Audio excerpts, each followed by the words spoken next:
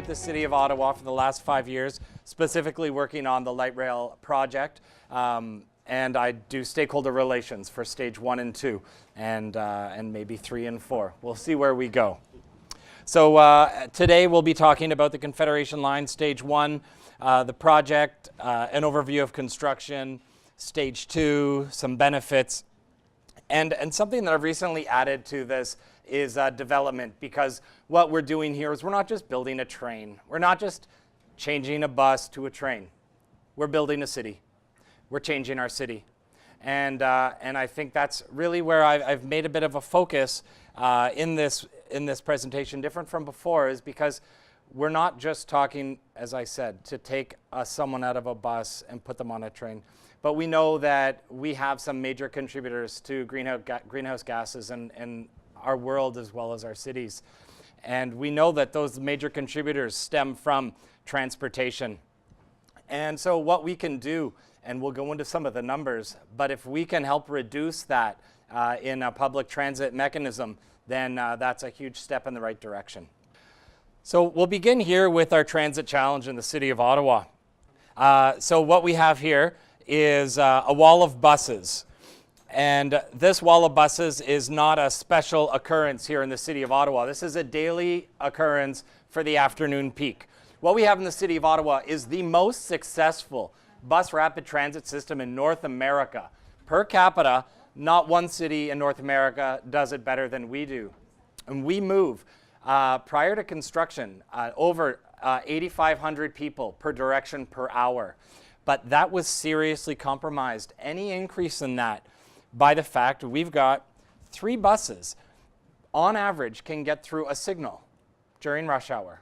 In the downtown core, we have 14 traffic signals, which means that our very successful system was in fact hampered by its success, and that growth was not possible. Even by taking an articulated bus and turning it into a double-decker, we are still not able to increase that. So if someone is traveling through our downtown core, their travel times are increased by at minimum 15 minutes. By at maximum, I mean, God forbid it snows, because it never does that in Ottawa, or rains, and then no one can drive. So this was our challenge, and this is our solution. In 2012, the City of Ottawa signed a contract with the Rideau Transit Group. And the Rideau Transit Group was contracted to build the alignment, 12.5 kilometers from Tunney's Pasture to Blair Road in the east, with a 2.5 kilometer tunnel in the downtown core. Now what this does is it separates traffic, pedestrians, and cyclists from the public transit. So what I have is, I'll just start passing these around. These are some photo books from the excavation of the tunnel. They're not primary to the presentation, but they are of interest to some people who like that sort of thing. I guess now would be a good time to point out that you do have cardboard models of trains on your tables. There should be enough for everyone to have one. And then when you make that mistake, if you make a mistake, there should be enough for you to have another. I only speak from experience. And the real challenge is, can we build these quicker than the Rideau Transit Group? So that's where we're at today. So what we have is, I mentioned, a 2.5 kilometer tunnel within our 12.5 kilometer alignment. The majority of this alignment is a transition from our transitway that was constructed in the 80s. In the 80s, we knew that we were going to build light rail transit in the City of Ottawa, but we didn't have the political will or the political capital. So we built a segregated bus system. So what we have is 13 stations, as well as a maintenance and storage facility at the Belfast Yard. This is right beside the train yard shopping center, if you like that. So a few years ago, this was just 5 empty warehouses. Now it is a world-class facility that is assembling 33 of our 34 vehicles as well. This is where they'll be maintained, washed, sand bays, and controlled. What we are doing is we are embarking and have embarked and about to launch the largest infrastructure project since the building of the Rideau Canal. We did find some remains when we replaced the water main under Queen Street, when we were concerned about that infrastructure failing when we tunneled underneath the city. When we found those remains, they're from the Barrack Hill Cemetery. And the Barrack Hill Cemetery was considered the outskirts of Ottawa back in the day. That's at Queen and Elgin, the outskirts. So what the very smart people at the Museum of History did is they did things that I couldn't even speak to other than they did them. And they were able to identify what the likely cause of some of these people's deaths were. And it is believed that some of them, in fact, died on the construction of the Rideau Canal. Which begs the question, what they're going to find on our project in 150 years. Maybe a locksmith truck encased in hundreds of cubic elements of concrete. The City of Ottawa will be the ultimate owner of this project. And the Rideau Transit Group, which is what makes this so exciting, is going to be responsible for 30 years of maintenance of the trains, the system, the stations, and that is where we benefit. I'm sure that you may have experienced renovations in your life, in your home, and I'm sure that the contractor told you one thing and did another thing, and then it's even possible that you weren't able to get that person back to your house again. I speak from experience. Well, we won't have that problem with this project because they are contracted to maintain our system for 30 years.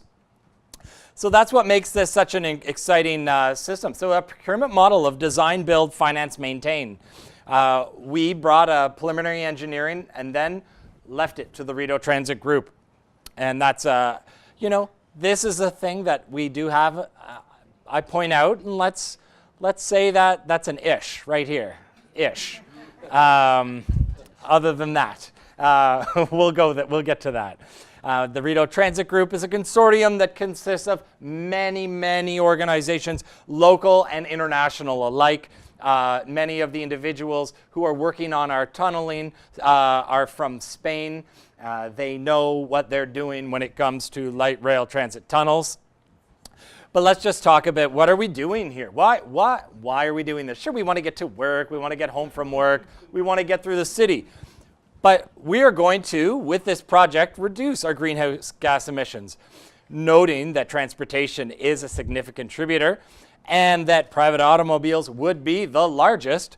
If we can do anything like increase ridership by having trains, then we are taking people out of cars, either relative or actual, and getting them on our trains.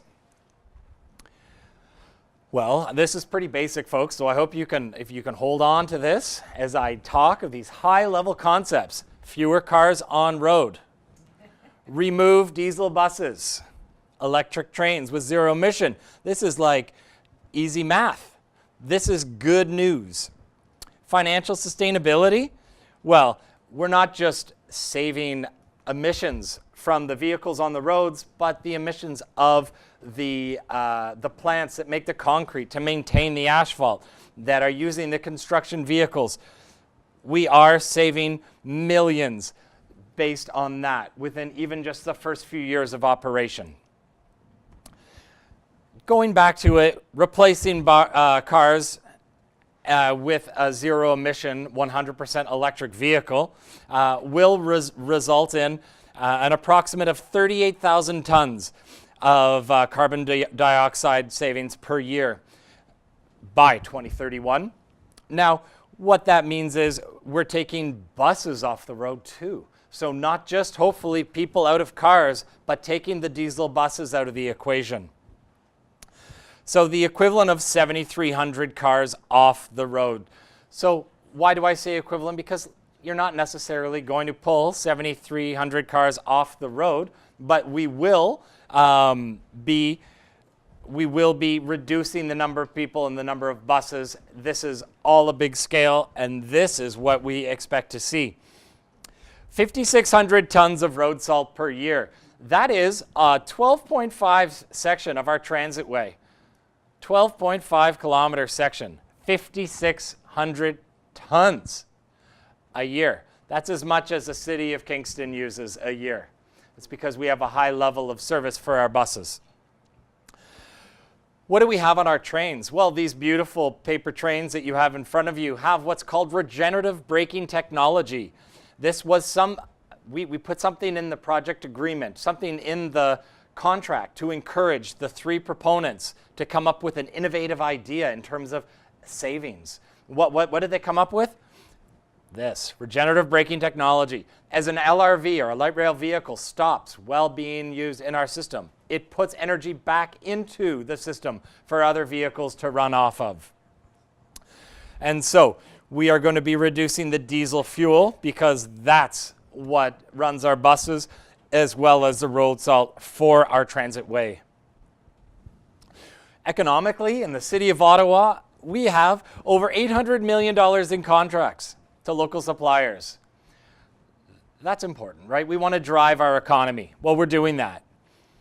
5-year construction would see over 3,500 person years of employment. Wow. 100 people are assembling, and this is local people, trains at the Belfast Yard.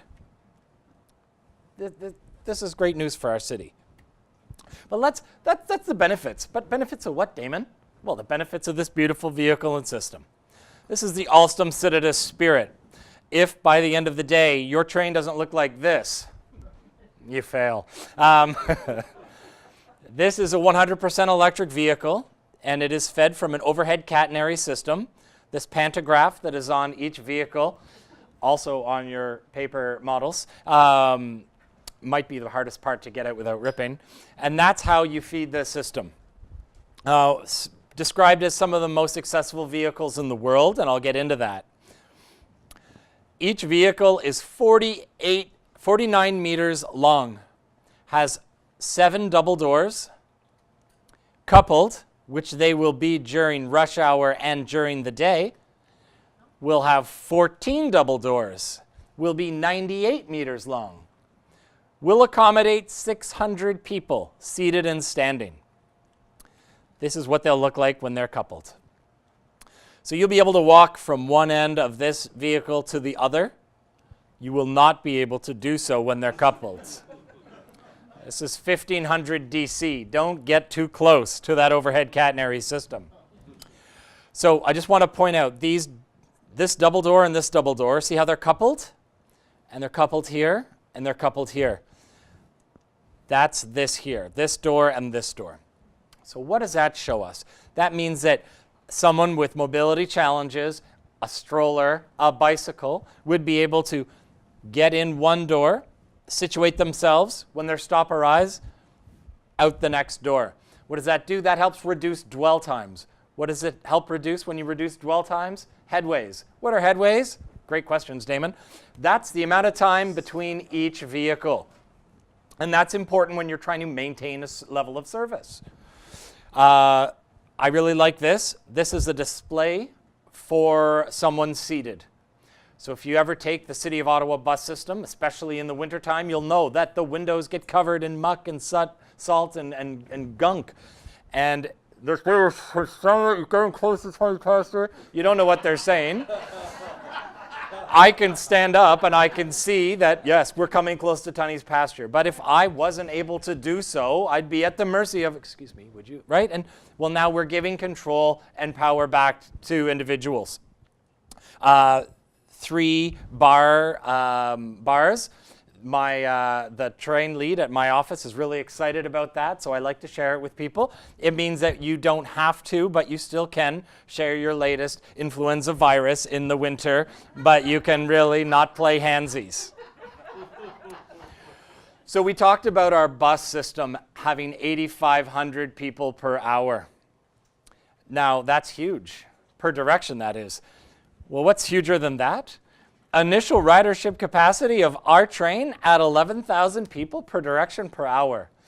That doesn't mean 11,000 people per direction per hour are going to be taking it, but that's the capacity. And the beautiful thing is that with an initial frequency of every 5 minutes or less, we're able to reduce those headways as demand increases and maintain that level of service, if not better. You'll be getting from Tunney's to Blair in under 25 minutes. Now, you know, that's okay. People have said, I could drive there in 25 minutes. I say, sure. Can you drive there in 25 minutes during rush hour? If there's been an accident on the 417, if it's rained, if it's snowed, if it's Christmas, if it's a holiday, if it's Black Friday, I mean, or Monday, Cyber Monday. Anyways, you know, times when people go shopping. You just can't guarantee an efficiency, and that's what trains do. They are something you can set your watch to. And with 0 at-grade crossings, our system is only susceptible to itself. This is a train being assembled inside the Belfast Yard. This is actually not assembled. This is the washing bay and the sand bay. Well, why do you need sand bay, Damon? Well, the reason is, Damon, because metal wheels and metal rails sometimes require a bit more traction, and a bit more friction is garnered by the sand. And so the trains have sand reservoirs. As I mentioned, we will have 34 of these operating in our city. They are not all completely assembled yet. Those that are assembled are being tested. Primarily between Blair and University of Ottawa Station. 2 months ago, a train was brought through the tunnel. It was then under its own power, except for in one small section, and I'll show you about that. And then all the way to Tunney's pasture, and it has been sitting there ever since. The other thing I want to point out is this. This is what's called public art. And every station will have public art. And that's public art.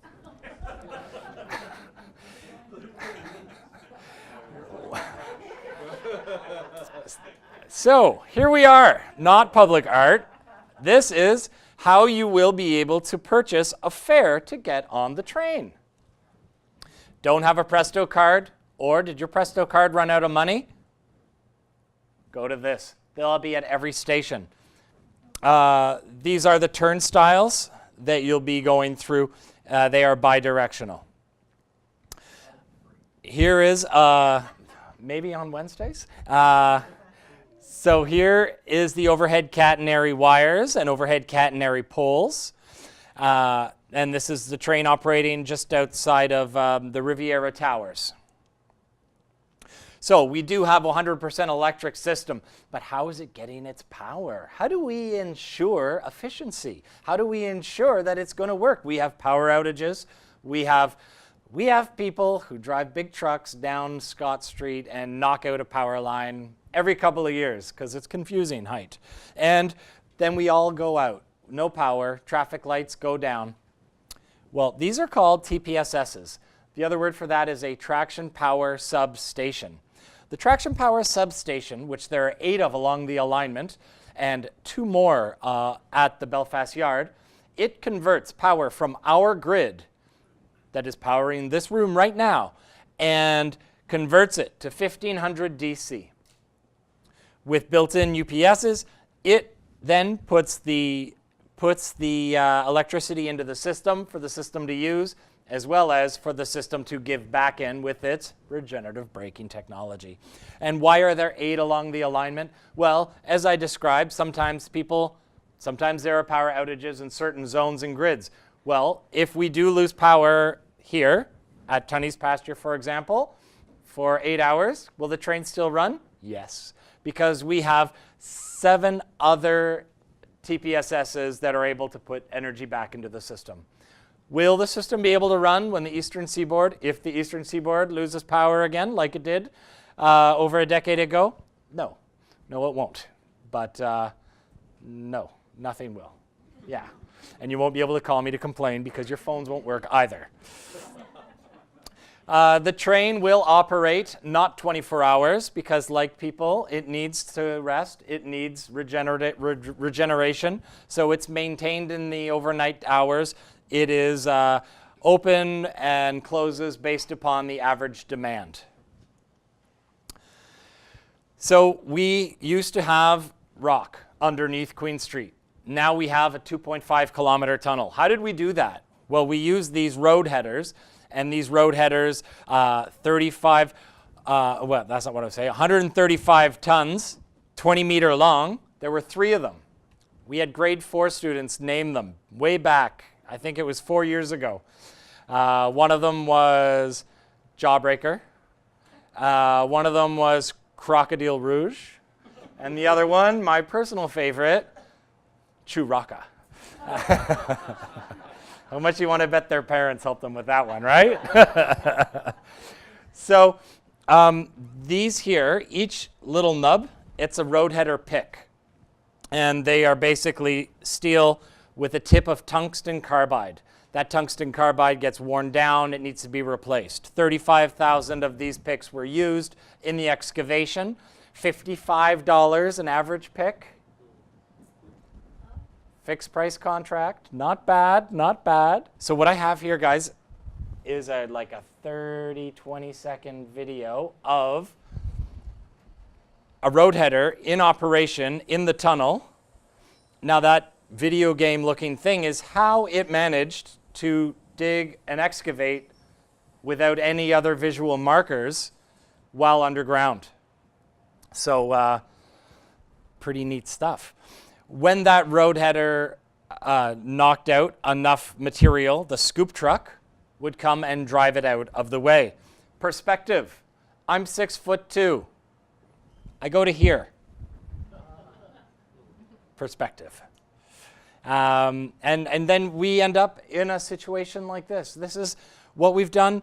We've excavated, we've supported, we've waterproofed, concrete lining, laying track, approaching a station. You can see the running tunnel is all the same width like this. You get to a station and then it expands.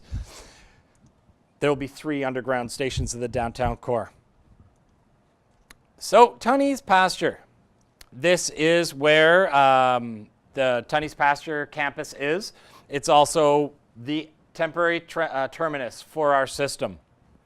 A little fact that I like to play with is Tunney's to Parliament Station being at O'Connor and Queen, 6 minutes. Snow, rain, traffic, cyclist gets hit, accident, which happens ever too often. So on a bus, I do this, it takes at minimum 15 minutes. 15 minutes from here to here. At minimum, that's on the best day ever. 6 minutes every day. How are we going to use this? Well, to situate us, this is Scott Street. This is the station. This is the bus loop. Today, the bus loop is about this big while the station's being constructed. So, if you are coming from the West End and you are going to the downtown core, your bus will come up off the transitway and drop you off somewhere along here. You will then walk through one of these 2 doors, and because you got off a bus, you're in what's called a fare paid zone. You won't have to show proof of payment. You'll go downstairs, escalators, or elevators. That's right, elevators. We will have 59 elevators in our system. We have elevators, redundant elevators, and then redundant elevators. This is good because we currently have 1 elevator at transit stations in the transitway, and if it goes down, the number of strollers I've helped carry up the stairs, really my back, I tell you. So if you come from the street, you're not coming from the bus, you'll walk through here, here, or here, and you will have to show proof of payment by going through a turnstile.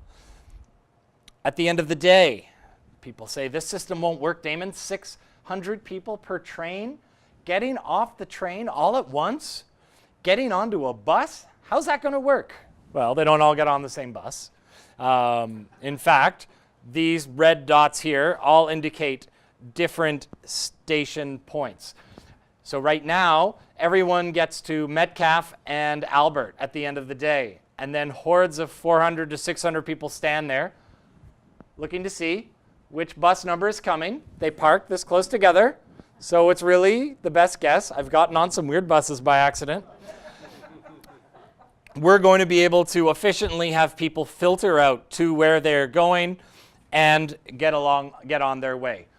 Will transferring take time? Yes, of course it will. Will it take more time than we're saving? No, it won't. If you are using the bus system after the train goes to bed and the station is locked, this would be your after hours area.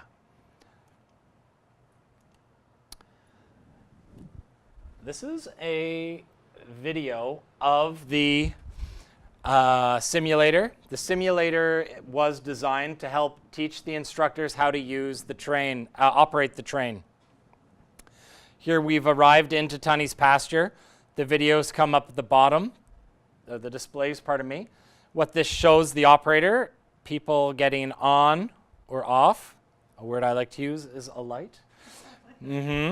So here we have it.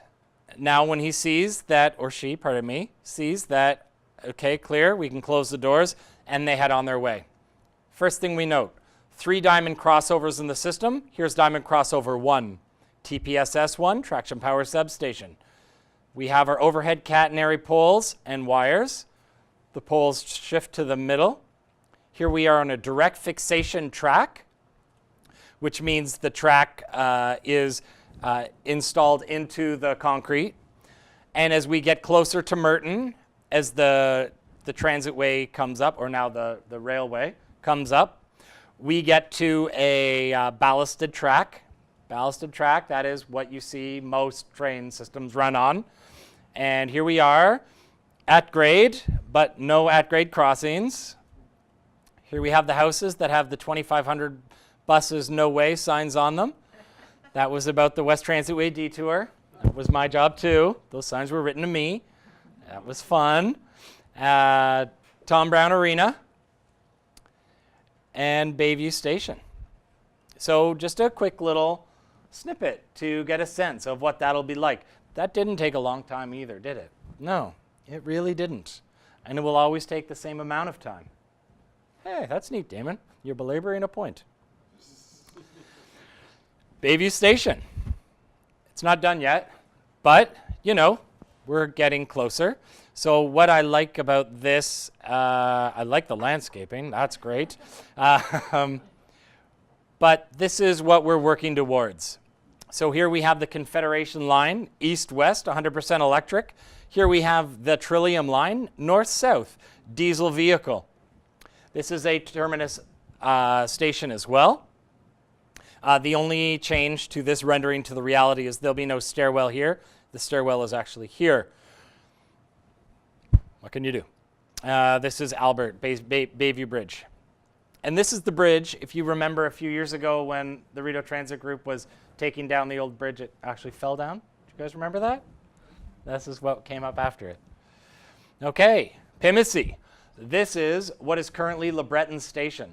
Le Breton Station name is being changed to Pimissy to honor the Algonquin people, who were very prevalent in and around this area well before you or me were here, or Le Breton. I've gotten some very angry phone calls from people asking me why we would change the name when Le Breton was here first. And I said, well, really? Pimissy means eel. Here is a piece of public art that is being installed in the aqueduct. It is a giant eel. Why would we call a station eel when they're so icky?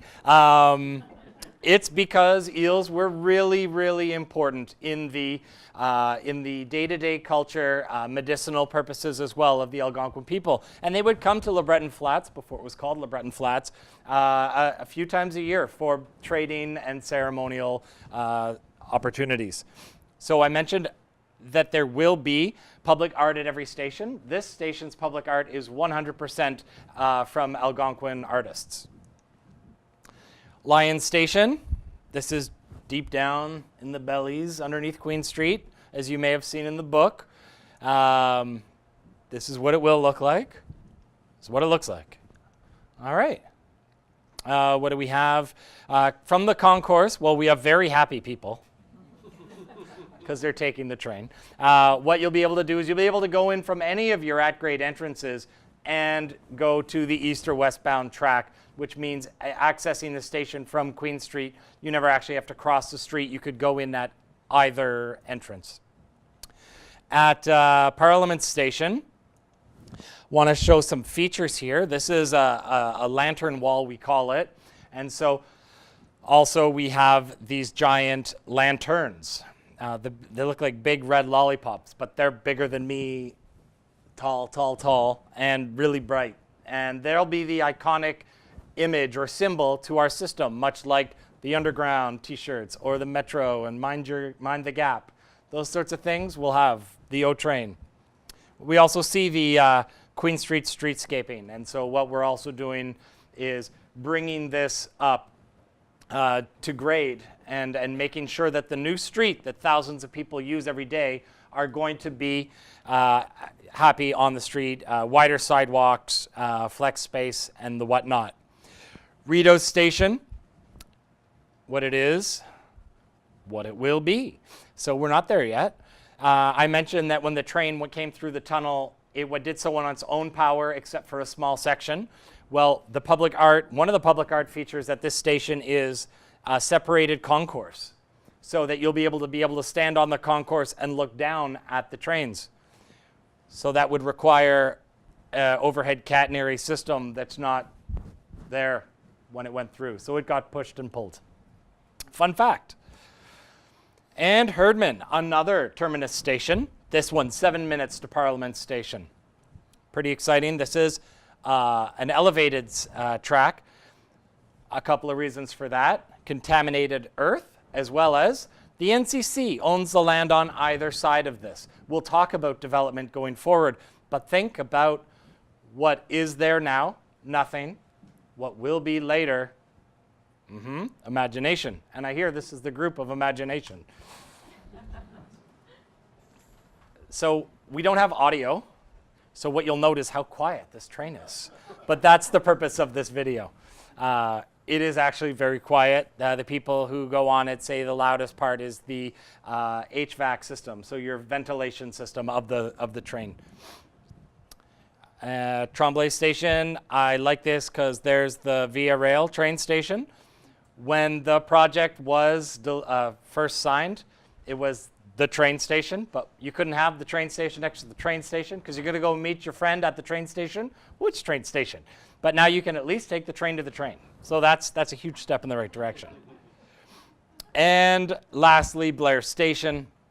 The photo doesn't capture it, but the public art in this one is in the glass. They've got colors, and you'll have to see it to believe it. When are you going to be able to use the train, Damon? Well, the Rideau Transit Group has told us, when they didn't make their May 24th date, that they'd give us the keys on November 2nd.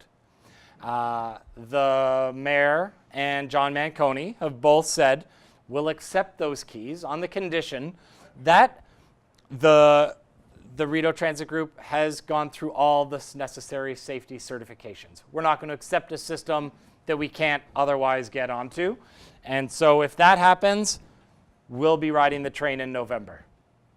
If that doesn't happen, that does not happen. I'm going to skip this. This is Ready for Real, did a big education campaign. Perfect. Stage 2. Now this is exciting because we talk about what this system is and what it's doing for the city. Well, Damon, 12.5 kilometers is just giving people transfers and 5 years of construction headaches. But what it's doing is it's setting the foundation. So just like Art can't just build his geothermal system by putting it on the ground, he's got to dig the hole, he's got process, he's got elements to do, he's got to get the control panel. So too with this system. We are going to extend west from Tunney's Pasture all the way to Moody. And it gets pretty it's not very good, sorry guys. And down to Baseline. South, we go all the way down to Leitrim. Not Leitrim. Limebank, pardon me. This is like a month old, that announcement that is. With an extension to the airport, you take the plane to the train to the train. or vice versa. And east all the way to Trim. What are we doing? We are putting education nodes together. Algonquin, Carleton, Ottawa. We are putting shopping centers together.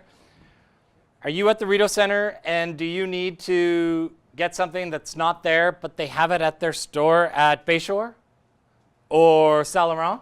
Well, why do you need to get in your car? There we are. What are you don't have to get in your car. You could zip over. Don't even need to put on a jacket. So we're getting people home faster. We know that. With fewer headaches, relieving congestion, because we take people out of cars. As a result, we're removing GHG, CACs, big time. That's less in commuting costs. Now, I've seen some studies that say it's not just a cost, a financial cost of commuting, but I've read facts and studies that say that for every hour you spend in congestion, reduces your life expectancy. In the west, we'll have a tunnel from Dominion Station to Lincoln Fields. It's not going to be the extreme tunnel that you've seen the photos of. It's only going to be about 8 or 9 meters deep.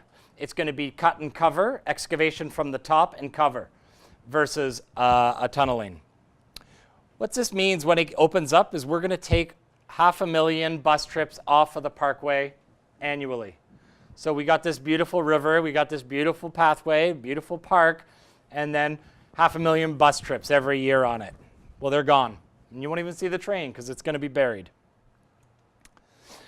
East, we're going all the way to Trim. What's a Trim? Not much. But what do we know when you build stations? People go. People grow. We have the opportunity to install a few new stations should demand require. Exciting here is that 95% of Orleans is going to be within 5 kilometers of a light rail station because everybody lives so close to the highway, I suppose. This will run in the median of the 174. And south, all the way down to Limebank, park and ride here at Limebank, park and ride here at Earl Armstrong Bowesville, Airport Link, 2 new stations, one at Gladstone and one at Walkley. Before we began and launched this project, even to the in-market period where it is today, we did consultations with every single community and councillor along the alignment where there was going to be a station. And we said, well, we want to know how you would get to the station. Well, we didn't just give them a white piece of paper and say, tell us. Well, we did a study first, and we developed a map and what we believe to be desire lines. And then they came, and we went with markers, and we spent a lot of time, and we improved upon the study that the consultants had done. Timing for stage 2, we're looking at awarding the contracts in December of this year. That means we're going to start construction next year. It means we're likely going to be we'll be driven in these trains from Limebank in 2021, from Trim in 2022, and from Moody or Baseline in 2023. It seems like a long time, but really it's not. It's really, really not. 5 years. 5 years. And then there's the Canada extension. Because I do this presentation and people say, but Damon, why aren't you going to Canada? Well, the short answer is more people take the bus from Orleans than Canada. And the system is built to move people. But we have done an environmental assessment that was recently approved by council and committee, and it shows an extension to Hazeldean at a cost of $1.85 billion, acknowledging that the coffers hath run us dry. We're anticipating after 2031. However, the designers did say that, you know what, we'll break it down into phases. So if, say, we did get our hands on $710 million, we could go to Terry Fox. This is all elevated guideway from Didsbury. Development. What are you doing? We're building a train. Woohoo! But no, we're building a city. We aren't just replacing buses with trains. We are changing where people want to live by adding a feature that we know people want in their communities. We are driving home sales in the city when the rest of the country is seeing stagnant and then drops. Ours are going up. This is an aerial photo of Toronto. What do we note? Well, I just was in an airplane over Toronto yesterday, and it looks a lot like this. I noted a lot of two-story homes and then these clusters of bigger buildings. What do they correlate to? Stations. Very good. So, what does that tell us? Was the train here first? Or did the train put stations where the big buildings were? Well, no, that's not how it worked. Buildings were grown around the stations. Why? Because people want to live near stations. People want to live near where they can eat, work, get around, play, sleep. This is what people want. So we look at Ottawa, and what do we see? We see a big area, sure, and then nothing but single-story, two-story homes. This is where it takes imagination. And I'm not talking about today, I'm not talking about tomorrow, but I'm talking about my 1.5-year-old son and what he sees in this city of Ottawa versus what I saw growing up. It's going to change the face of the city. It's going to change where people want to work and where they want to live as a result. It's going to create new hotspots. It's going to help make our city amazinger. That's right, new word. So, Bayview Station, Confederation Line train. What do we have? City Center. Okay, so there's a really good brewery on City Center, Beyond the Pale. Check it out. But we also have the development of the Trinity development. This is residential, office, commercial. Why would they build two 55-story buildings right here? The train. They're already designing a walkthrough to the station. This was a field. A field. LeBreton Flats development. Here's Pimisi Station. Booth Street Bridge. Future Arena? Question mark? But what do you see? You see homes, offices, residential, people walking where they work, live. What? That's crazy. We're Ottawa. We live in Canada. We live on a lake somewhere, and we drive to the city. That's what we do. We have 2 cars to do it. Well, we're changing our city. Sun Life Financial Centre. This is where the west entrance of the Parliament Station will enter into. Well, what did they do? They renovated the entirety of their atrium, of their food hall. Why would they do that? Because they know that people are going to take the train. They're investing in the future. They're capitalizing on it. Well, it's not just developers who are doing this. The city is doing this as well. You're taking Queen Street. You're widening the sidewalks. You're creating flex space. So during rush hour, I'm talking pedestrian rush hour, this car silhouette is not there. More people for more people's space. That means, look at all these people at patios. There's like one right now. But this is what happens. This is where people are going to want to be. Well, also, when you take 2,500 to 3,000 buses out of the downtown core, what do you do to Slater and Albert Street? Well, you take away the dedicated lane for that we have for buses. Do we leave it for cars? No. No. We give it to cyclists and pedestrians. Vehicular traffic is what it is. We're encouraging alternate modes of transportation. That is how we develop as a city, and we don't get stuck in gridlock. Because you know what? If you leave this for cars, in 5 years, guess what? You have the same amount of congestion. Oh, look at all this great room. And then all of a sudden, you don't. So instead of driving people to the cars, let's drive them, this is a pun on the word drive, to other means of transportation. Mackenzie King Bridge.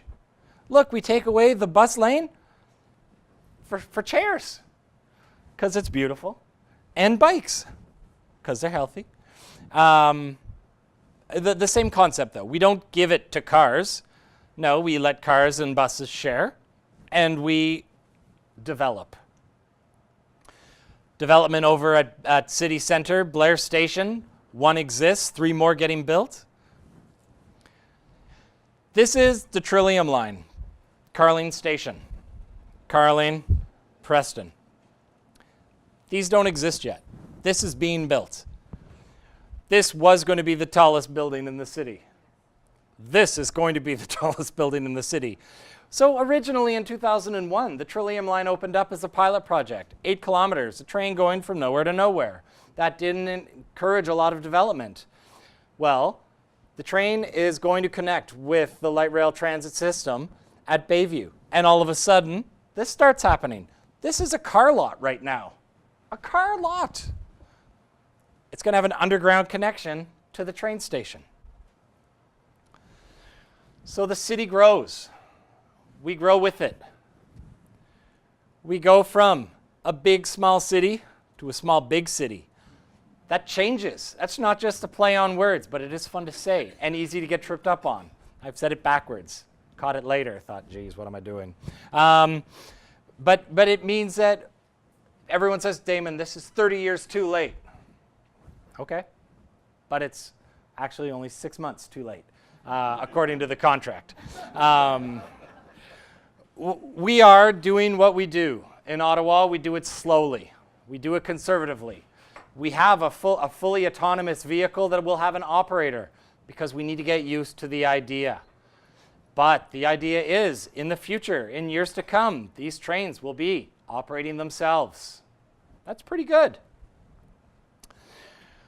I don't know if you've seen the stations along the alignment yet.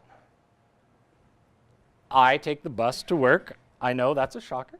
So I go eastbound in the morning and I look out the window north as I pass the future Pimisi station and I see the roof angled and I see it matching the angle of the iconic War Museum. And I think to myself, and then I asked a colleague, was that intentional? Well, no one could answer it, so let's just answer it together. Yes. It's incredible. So you have, in my mind, these museums, like really, Museum of Nature, it's a Norman castle, right? So these stations, they're going to be iconic to the eye. This is what's going to draw people in. People are going to want to live there. People want to live there. They can work there. They can eat there. Resources. If you want to do some research in the future, and I met people over lunch that like to do research. Well, I'm going to help you do research. Do you know of Geo Ottawa? It's a really great website. It's a city website. It's a map. But if you click over here on more layers, scroll down to the bottom and click Rail Implementation Office, you get the alignment over the map. You can zoom in and zoom out a map. So you can see exactly where future stations are going to go. You can buy and sell accordingly.